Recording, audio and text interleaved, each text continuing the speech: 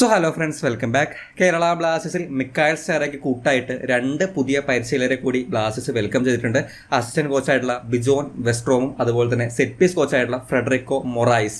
ഈ രണ്ട് പേരാണ് പുതിയ കോച്ചിങ് സ്റ്റാഫ്. അതിൽ സെറ്റ് പീസ് കോച്ചാണ് കുറച്ചുകൂടി ഇൻട്രസ്റ്റിംഗ് ആയിട്ടുള്ളത്. ഇത്രയും സീസണുകളായിട്ട് ഈ ഒരു റോളിൽ ഒരു കോച്ചിങ് സ്റ്റാഫ് നമ്മുടെ ടീമിലേക്ക് വന്നിട്ടില്ല. ആൻഡ് ISL നോക്കുകയാണെങ്കിലും അധികം ടീമുകൾക്ക് ഇത്തരം ഒരു റോളിലുള്ള ഒരു പരിശീലകനില്ല. പക്ഷേ ഇന്ന് നമ്മൾ സംസാരിക്കാൻ പോകുന്നത് അസിസ്റ്റന്റ് കോച്ചിനെ പറ്റിയായിരിക്കും. സെറ്റ് പീസ് കോച്ചിനെ പറ്റി സംസാരിക്കണമെന്നുണ്ടെങ്കിൽ നമ്മൾ കുറച്ചുകൂടി ടൈം അതിൽ ഇൻവെസ്റ്റ് ചെയ്യേണ്ടതുണ്ട്. ആ ഒരു കോച്ച് മാനേജ് ചെയ്തിട്ടുള്ള ടീമുകളുടെ ഫുൾ ലെങ്ത് മാച്ചുകളും അവിടെ സെറ്റ് പീസ് കോച്ചായിട്ടാണ് അദ്ദേഹം വർക്ക് ചെയ്തിട്ടുള്ളതെങ്കിൽ സെറ്റ് പീസുകൾ നമ്മൾ കൂടുതലായിട്ട് ഫോക്കസ് ചെയ്യേണ്ടതുണ്ട്. സോ അത് കുറച്ച് ടൈം എടുക്കുന്ന ഒരു പരിപാടിയാണ്. സോ അത് കുറച്ച് ഡിലേ ഉണ്ടാവും. അസിസ്റ്റന്റ് കോച്ച് ആകുമ്പോൾ നമുക്ക് മാച്ച് കണ്ട് ഇതേ പറ്റി സംസാരിക്കാൻ പറ്റില്ല. കുറച്ചുകൂടി സ്റ്റാറ്റുകൾ, ഹിസ്റ്ററി, വർക്കിംഗ് എക്സ്പീരിയൻസ് അതിനെപ്പറ്റിയാണ് സംസാരിക്കാനുള്ളത്. സോ ഈ ഒരു വീഡിയോയിൽ നമ്മൾ അത്തരം കാര്യങ്ങളാണ് ഷെയർ ചെയ്യുന്നത്. നിങ്ങൾ അത് ഓൾറെഡി അറിഞ്ഞിട്ടുള്ളതാണെങ്കിൽ നിങ്ങൾക്ക് വേണമെങ്കിൽ ഈ ഒരു വീഡിയോ സ്കിപ്പ് ചെയ്യാവുന്നതാണ്. കുറച്ചധികം ടൈം നെറ്റിൽ ഇൻവെസ്റ്റ് ചെയ്യുകയാണെന്നുണ്ടെങ്കിൽ ആർക്കും കണ്ടുപിടിക്കാൻ പറ്റുന്ന കാര്യങ്ങൾ മാത്രമാണ് ഈ ഒരു പരിശീലനത്തെ പറ്റി നമുക്കും കണ്ടുപിടിക്കാൻ സാധിച്ചിട്ടുള്ളത്. പക്ഷേ എങ്കിലും ഒന്ന് രണ്ട് ഇൻട്രസ്റ്റിംഗ് ആയിട്ടുള്ള കാര്യങ്ങൾ ഇതേപ്പറ്റി നമുക്ക് കണ്ടുപിടിക്കാൻ സാധിച്ചിട്ടുണ്ട്. സോ വെസ്ട്രോമിലേക്ക് വരുമ്പോൾ മിക്കായൽ സാറെ പോലെ തന്നെ സ്വീഡിഷ് പരിശീലകനാണ്. UFA പ്രോ ലൈസൻസ് ഹോൾഡറാണ്. ഇതിന്റെ കരിയറും കാര്യങ്ങളൊക്കെ നമ്മൾ സ്റ്റാറ്റൊക്കെ ഇങ്ങനെ പരിശോധിച്ച് കഴിഞ്ഞപ്പോൾ രണ്ട് ഇൻട്രസ്റ്റിംഗ് ഫാക്ടേഴ്സ് ആണ് നമുക്ക് കണ്ടുപിടിക്കാൻ സാധിച്ചത്.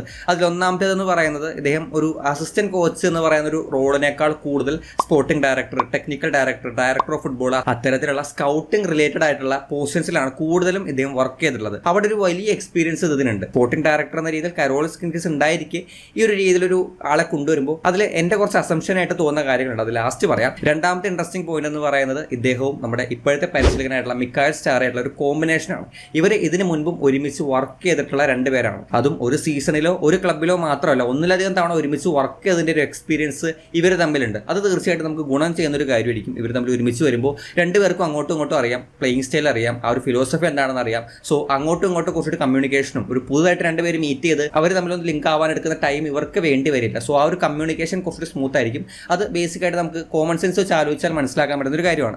ഇവർ തമ്മിലുള്ള വർക്ക് ചെയ്തിട്ടുള്ള എക്സ്പീരിയൻസിലേക്ക് വരുമ്പോൾ 2007 ഇവർ ആദ്യമായിട്ട് ഒരുമിച്ച് വർക്ക് ചെയ്യുന്നത്. സ്വീഡിഷ് ക്ലബായിട്ടുള്ള വാസ്ബി യുണൈറ്റഡ് എന്ന ക്ലബിന് ഇതേ രീതിയിൽ ഹെഡ് കോച്ചായിട്ട് മിക്കായൽ സാറയും അതുപോലെ തന്നെ അസിസ്റ്റന്റ് കോച്ചായിട്ട് ഈ വെസ്ട്രോമും വന്നിട്ട് അവർ ഒരുമിച്ച് വർക്ക് ചെയ്തിട്ടുണ്ട്. ആ ഒരു സീസണിൽ ഈ ഒരു ക്ലബിന് ഒരു ഹിസ്റ്റോറിക് സീസണാക്കി മാറ്റാനും ഈ രണ്ടുപേർക്കും ചേർന്ന് സാധിച്ചിട്ടുണ്ട്. സെക്കൻഡ് പ്ലേസിൽ ആ ഒരു ലീഗിൽ അവർ ഫിനിഷ് ചെയ്തു. പോരാത്തതിന് ഫസ്റ്റ് ഡിവിഷൻ ലീഗിലേക്ക് പ്രൊമോഷനും അവർക്ക് കിട്ടിയിരുന്നു. സോ അത് നമ്മൾ നെറ്റിലേക്ക് സെർച്ച് ചെയ്തപ്പോൾ കണ്ടത് ആ ഒരു സീസണിൽ ആ ഒരു ക്ലബിന്റെ തന്നെ ഏറ്റവും മികച്ച പെർഫോമൻസ് വന്നിട്ടുള്ള ഒരു സീസൺ ആയിരുന്നു എന്നുള്ളതാണ്. ഇതേ കോമ്പിനേഷൻ തൊട്ടടുത്ത സീസണിൽ മറ്റൊരു സ്വീഡിഷ് ക്ലബ്ബ്, ഫസ്റ്റ് ഡിവിഷനിൽ കളിക്കുന്ന AIK എന്ന് പറയുന്ന ഒരു ക്ലബിന് വേണ്ടി റിപ്പീറ്റ് ചെയ്യുന്നുണ്ടായിരുന്നു. ആ സീസണിലും 2 മേജർ ട്രോഫി വിൻ ചെയ്യാൻ സാധിച്ചിട്ടുണ്ട്. ആ ലീഗുകളുടെ പേരുകൾ നമ്മൾ താഴെ ജസ്റ്റ് മെൻഷൻ ചെയ്യാം, പറയാൻ ഇച്ചിരി പാടാണ്. അവിടുത്തെ ഒരു ഫസ്റ്റ് ഡിവിഷൻ ലീഗും പിന്നെ ഇവിടുത്തെ സൂപ്പർ കപ്പ്, ഡ്യൂറന്റ് കപ്പ് പോലെ ഒരു സൈഡായിട്ട് നടത്തുന്ന ഒരു ടൂർണമെന്റിൽ 2 ട്രോഫീസ് അവർ വിൻ ചെയ്യുന്നുണ്ടായിരുന്നു. ഇതേ കോമ്പിനേഷൻ തൊട്ടടുത്ത സീസണിലും 2009-2010 സീസണിലും ഈ ഒരു ക്ലബ്ബ് റിപ്പീറ്റ് ചെയ്തു. പക്ഷെ അവിടെ കുറച്ച് ദാരുണമായിരുന്നു. 11ാം സ്ഥാനത്താണ് അവരുടെ ഫസ്റ്റ് ഡിവിഷൻ ലീഗ് അവർ ഫിനിഷ് ചെയ്തത്. മറ്റൊരു ടൂർണമെന്റ് സൂപ്പർ കൂപ്പൺ, ഇവിടുത്തെ സൂപ്പർ കപ്പ് പോലെ ആയിരിക്കും,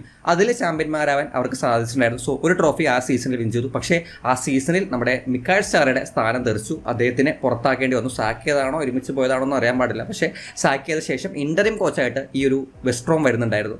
അദ്ദേഹത്തിന് ആ ഒരു സീസണിൽ 7 മാച്ചുകൾ പരിശീലിപ്പിക്കാൻ അവസരം കിട്ടി. 4 മാച്ചിൽ തോൽവിയും 3 മാച്ചിൽ വിജയമായിരുന്നു. സോ 3 സീസൺസ് 2007 തൊട്ട് 2010 വരെയുള്ള സീസൺസിൽ 2 ക്ലബ്ബുകളെ, ഒരു ക്ലബിനെ 1 വർഷവും മറ്റേ ക്ലബിനെ 2 വർഷവും എന്ന രീതിയിൽ ഈ കോമ്പിനേഷൻ പരിശീലിപ്പിച്ചു. അതിൽ 3 മേജർ ട്രോഫി വിൻ ചെയ്യാൻ ഈ കോമ്പിനേഷൻ സാധിച്ചിട്ടുണ്ട്. നമ്മൾ മിക്കായൽ സാറുടെ കരിയർ എടുത്ത് നോക്കുകയാണെന്നുണ്ടെങ്കിൽ അദ്ദേഹത്തിന്റെ കരിയറിൽ 4 ട്രോഫി വിൻ ചെയ്തതായിട്ടാണ് കാണിക്കുന്നത്. അങ്ങനെയാണെങ്കിൽ അദ്ദേഹം 3 ട്രോഫി വിൻ ചെയ്യുമ്പോഴും അതിനൊപ്പം ഈ ഒരു വെസ്ട്രോമും ഉണ്ടായിരുന്നു എന്നുള്ളതാണ് ഇവിടെ നിന്ന് നമുക്ക് മനസ്സിലാക്കാൻ പറ്റുന്നത്. സോ ഒരു വിന്നിംഗ് കോമ്പിനേഷനാണ്. സോ ഇവരെ ഒരുമിച്ചപ്പോഴൊക്കെ നല്ല രീതിയിൽ ആ ഒരു ടീമിന് പെർഫോമൻസ് കൊണ്ടുവരാൻ സാധിച്ചിട്ടുണ്ട്. സോ അത് നമുക്കൊരു കീ പോയിന്റ് അല്ലെങ്കിൽ ഒരു സ്ട്രെങ്ത് എന്ന് പറയാൻ പറ്റുന്ന ഒരു കാര്യമായിട്ട് തോന്നുന്നുണ്ട്. സോ ആ സീസണിൽ മിക്കായൽ സാറെ ടാറ്റ ബൈ ബൈ കൊടുത്ത് അവർ വിട്ടു. പക്ഷേ വെസ്ട്രോം പിന്നെയും ആ ടീമിൽ തന്നെ, ആ ക്ലബ്ബിൽ തന്നെ തുടരുന്നുണ്ടായിരുന്നു. നമ്മൾ പിന്നീട് നോക്കുകയാണെങ്കിൽ സ്പോർട്ടിംഗ് ഡയറക്ടർ റോളിലും chief scout, chief executive officer തുടങ്ങിയ റോളുകളിലൊക്കെ അദ്ദേഹത്തെ കാണുന്നുണ്ട്. പക്ഷേ ഇതിൽ ഏത് റോളാണെന്നുണ്ടെങ്കിലും ഒരു ലോങ്ങസ്റ്റ് സർവിംഗ് പീരീഡ് ആണ് ആ ക്ലബ്ബിൽ ഇതിനുണ്ടായിരുന്നത്. 2013 തൊട്ട് 2020 വരെ സ്പോർട്ടിംഗ് ഡയറക്ടറായിട്ട് ആ ഒരു ടീമിൽ ഉണ്ടായിരുന്നു എന്ന് പറയുമ്പോൾ 7 വർഷത്തോളം ആ ഒരു ക്ലബ്ബിൽ അദ്ദേഹം സ്പെൻഡ് ചെയ്തിട്ടുണ്ട്. ആ ഒരു റോളിൽ മാത്രം, ഒരു സ്പെസിഫിക് റോള്. സോ അത് ഒരു ചില്ലറ കാര്യമായിട്ട് തോന്നുന്നില്ല. കാരണം പ്ലേയേഴ്സ് ആണെങ്കിൽ പിന്നെയും നടക്കും. പക്ഷേ കോച്ചിങ് സ്റ്റാഫ് അല്ലെങ്കിൽ ഇത്തരത്തിലൊരു റോളിൽ ഒരു നല്ല ബെസ്റ്റ് ആയിട്ടുള്ള സർവീസ് പ്രൊവൈഡ് ചെയ്താൽ മാത്രമാണ് ആ പോർഷനിൽ ഇത്രയും ഒരു ലോങ്ങസ്റ്റ് സർവൈവിംഗ് പീരീഡിൽ ആ ഒരു മനുഷ്യന് സർവൈവ് ചെയ്യാൻ പറ്റുക. സോ അത് ഒരു ഇൻട്രസ്റ്റിംഗ് ആയിട്ടുള്ള പോയിന്റ് ആയിട്ടും ഈ ഒരു മനുഷ്യൻ്റെ ഒരു സ്ട്രെങ്ത് ആയിട്ട് നമുക്ക് പറയാൻ പറ്റുന്ന ഒരു കാര്യമായിട്ട് തോന്നി. സോ ആ ഒരു ക്ലബിന് വേണ്ടി ഏകദേശം 10 വർഷത്തോളം വിവിധ പോർഷൻസിൽ അസിസ്റ്റന്റ് കോച്ചായിട്ടും സ്പോർട്ടിംഗ് ഡയറക്ടറായിട്ടും പല റോളുകളിൽ അദ്ദേഹം ഉണ്ടായിട്ടുണ്ട്. സോ ആ ഒരു കാര്യം ഇത്രയും വർഷങ്ങളിൽ ഒരു ക്ലബ്ബിൽ സർവൈവ് ചെയ്യുക എന്ന് പറയുന്നത് ഇതിന്റെ കരിയറിൽ അച്ചീവ് ചെയ്ത ഏറ്റവും ബിഗ്ഗസ്റ്റ് അച്ചീവ്മെന്റ് ആയിട്ട് എനിക്ക് തോന്നുന്നുണ്ട്. സോ ഇനി മുന്നേ പറഞ്ഞ് പകുതിക്ക് വെച്ച് നിർത്തിയ ആ ഒരു ഫസ്റ്റ് ഇൻട്രസ്റ്റിംഗ് പോയിന്റിലേക്ക് വരാം.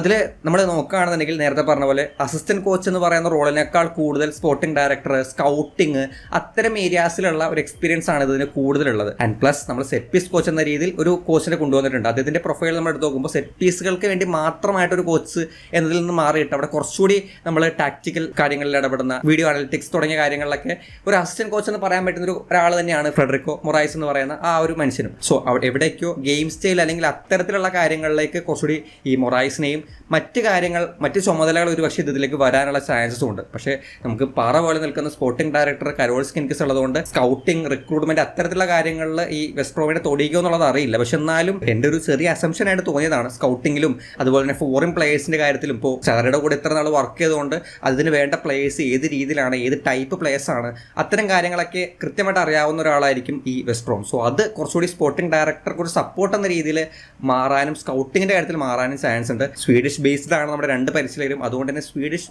ഫോറിൻ പ്ലേയേഴ്സിന്റെ വരവൊക്കെ ഒരു പക്ഷേ കണ്ടേക്കാം. ഇനി വന്നില്ലെങ്കിൽ എന്നെ ഒന്നും പറയരുത്, ജസ്റ്റ് ഊഹം മാത്രമാണ്. സോ സെറ്റ് പീസ് കോച്ച് എന്ന രീതിയിൽ ഒരു കോച്ചിനെ കൊണ്ടുവന്നതിന് പിന്നിൽ അദ്ദേഹത്തെ ഒരു അസിസ്റ്റന്റ് കോച്ചായിട്ടും ടാക്ടിക്സ്, ഗെയിം സ്റ്റൈൽ, ട്രെയിനിങ് തുടങ്ങിയ കാര്യങ്ങളിൽ കൂടുതൽ സപ്പോർട്ട് ഒരു പക്ഷേ ഈ മൊറായിസിൽ നിന്നും, അതേസമയം റിക്രൂട്ട്മെന്റ്, പ്ലേയേഴ്സിന്റെ പൊസിഷൻ, പ്ലേയേഴ്സിന്റെ റോളുകൾ, അവരെ റിക്രൂട്ട് ചെയ്യുന്ന കാര്യം അവിടെ കുറച്ചുകൂടി സ്പോർട്ടിംഗ് ഡയറക്ടർക്ക് ഒരു സപ്പോർട്ട് കൊടുക്കാനായിരിക്കാം ഒരു പക്ഷേ വെസ്റ്റ് ബ്രോമിനെ കൊണ്ടുവന്നിട്ടുള്ളത്. പക്ഷേ ചാരയോടൊപ്പം വർക്ക് ചെയ്തിട്ടുള്ള മെജോറിറ്റി ടൈമിലും ഇദ്ദേഹം ഒരു അസിസ്റ്റന്റ് കോച്ചായിട്ട് തന്നെയാണ് നിന്നിട്ടുള്ളത്. എന്താവും എന്നുള്ളത് അറിയില്ല. നമ്മുടെ ജസ്റ്റ് ഈ കാര്യങ്ങളൊക്കെ ഒന്ന് അന്വേഷിച്ചപ്പോൾ കണ്ടെത്താൻ പറ്റിയ ഒരു ഇൻട്രസ്റ്റിംഗ് പോയിന്റ് ഷെയർ ചെയ്തെന്ന് മാത്രം. ഇതും നേരത്തെ പറഞ്ഞ പോലെ അസംഷൻ ആയിട്ട് മാത്രം കാണും. സോ എന്തായാലും അസിസ്റ്റന്റ് കോച്ചിനെ പറ്റി നേരത്തെ പറഞ്ഞ പോലെ ഒന്ന് മെനക്കെട്ട് കഴിഞ്ഞാൽ കണ്ടുപിടിക്കാൻ പറ്റുന്ന, നിങ്ങൾക്കും കണ്ടുപിടിക്കാൻ പറ്റുന്ന കാര്യങ്ങളൊക്കെ ഇതുള്ളൂ. സോ അതുകൊണ്ടാണ് ആദ്യമേ തന്നെ നിങ്ങൾ ഇത് അറിഞ്ഞിട്ടുണ്ടെങ്കിൽ സ്കിപ്പ് ചെയ്തോളാൻ പറഞ്ഞത്. സോ എന്തായാലും ഇതിനെപ്പറ്റി ഇതെല്ലാം നിങ്ങൾ കൂടുതൽ എന്തെങ്കിലും അറിഞ്ഞിട്ടുണ്ടെങ്കിൽ അത് കമന്റ് ബോക്സിൽ ഷെയർ ചെയ്യാവുന്നതാണ്. സോ അത് കാണാൻ വന്നിട്ടുള്ള മറ്റുള്ളവർക്ക് ഉപകാരപ്പെടും. നമുക്കിനിയും സൈനിങ്സും അതുപോലെ തന്നെ ഫോറിൻ പ്ലേയേഴ്സിന്റെ കാര്യത്തിലൊക്കെ ഇദ്ദേഹത്തിന്റെ കൂടി ഇൻവോൾവ്മെന്റും അതുപോലെ തന്നെ ഈ ഒരു രീതിയിൽ അവരുടെ ഒരു വിന്നിംഗ് കോമ്പിനേഷൻ നമുക്ക് വീണ്ടും റിപ്പീറ്റ് ചെയ്ത് കേരള ബ്ലാസ്റ്റേഴ്സിൽ കാണാൻ സാധിക്കുമെന്ന് പ്രതീക്ഷിക്കാം. സോ നമുക്ക് എന്തായാലും മറ്റൊരു കാണാം. ബൈ.